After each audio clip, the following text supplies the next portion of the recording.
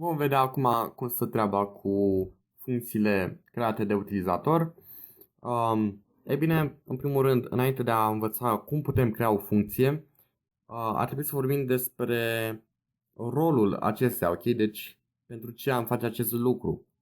Ei bine, dacă avem noi un bloc de instrucțiuni pe care va trebui să îl mai folosim încă o dată, deci să îl refolosim pe parcursul proiectului, putem pur și simplu să trecem acel bloc de instrucțiuni într-o funcție și apoi să apelăm funcția exact cum am făcut noi în episodul anterior, ori de câte ori este nevoie. Bine? În loc să dăm noi copy-paste de 100 de ori la 10 rânduri de coduri, ok? Să spunem. Deci pur și simplu o declarăm o singură dată. Declararea este atunci când creăm funcția și apoi o apelăm, adică o folosim când avem nevoie de aceasta. Bine? Acum, ca să creăm o funcție, va trebui să scriem cuvântul function, urmat de numele funcției pe care vrem să le punem, și anume exemplu, să zicem. Deschidem niște paranteze rotunde, o să vedem imediat cum se treaba cu acestea. Și pe lângă asta deschidem și niște acolade. Bine? Iar aici, între aceste două acolade, se va afla blocul nostru de instrucțiuni. Bine? Să zicem că vom da alert în interiorul acestora. Să zicem alert la OK. Și apoi, ca să folosim acest alert de aici, va trebui să apelăm funcția, și anume să o folosim. Și ca să o folosim, pur și simplu putem să zicem, să punem numele funcției, și anume exemplu, deoarece pe aceasta vrem să o folosim, urmat de paranteze. Okay? Nu trebuie să trecem nimic între paranteze momentan, le putem lăsa exact cum se află acum. Bine? Punem punct și virgulă, dau un refresh și ne apare OK. Deci a funcționat. Acum să revenim la aceste paranteze. Înăuntru acestora se trec parametrii, exact cum am făcut noi mai devreme cu funcțiile acelea, de exemplu index_of, când trecem acolo cuvântul, ok?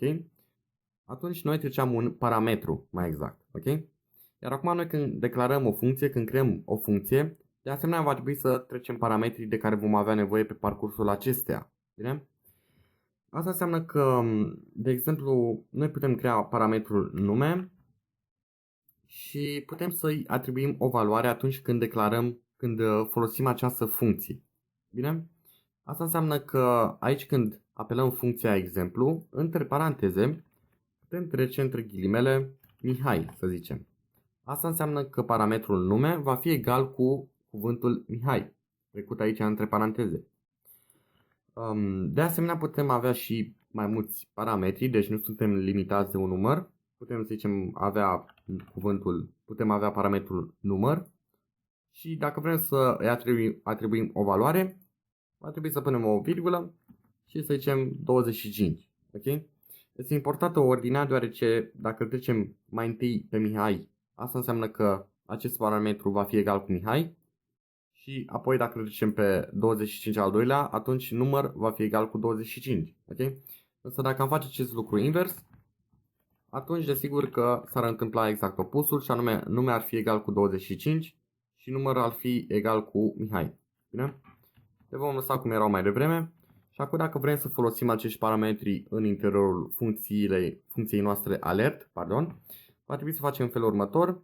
Punem după acest OK un în plus și vom folosi parametrul nume. Bine? Pe lângă asta mai punem încă un plus și îl vom pune și pe număr. Perfect. Și acum, dacă dau un refresh, ne va apărea OK Mihai 25. Exact în ordinea pe care am precizat-o eu aici. Bine? Perfect. Acum vreau să vă mai arăt încă un lucru. Să spunem că vom șterge parametrii de început. Ok. Și vreau să vă vorbesc despre return și despre ce face acesta. E bine, return pur și simplu îl putem folosi pentru a returna o valoare atunci când suntem în interiorul unei funcții. Ok? Să zicem că vom șterge apelarea funcției și vom crea o variabilă, să zicem var număr, care va fi egală cu rezultatul primit de funcția exemplu. Ok? Asta înseamnă că noi putem aici returna valoarea 10, de exemplu, și asta înseamnă mai departe că variabila număr va fi egală cu rezultatul primit de la funcția exemplu. Ok? Și cum rezultatul acesta e primit este egal cu 10, înseamnă că variabila număr va fi egală cu 10. Bine? Așa că dacă vrem noi să verificăm aici acest lucru, putem da alert la variabila număr și desigur că cel mai probabil ne va apărea 10.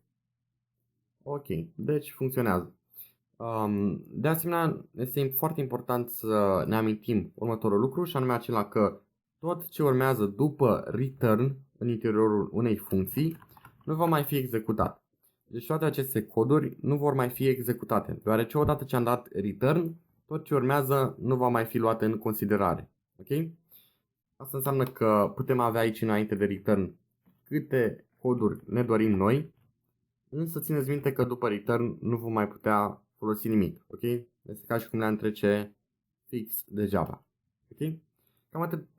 Cam atât cu funcțiile declarate de utilizator. O să vedeți că o să le folosim mai multe ori și o să vedem și un exemplu mai practic, o să vedem cam cum ne-ar putea ajuta acestea mai exact în viitor.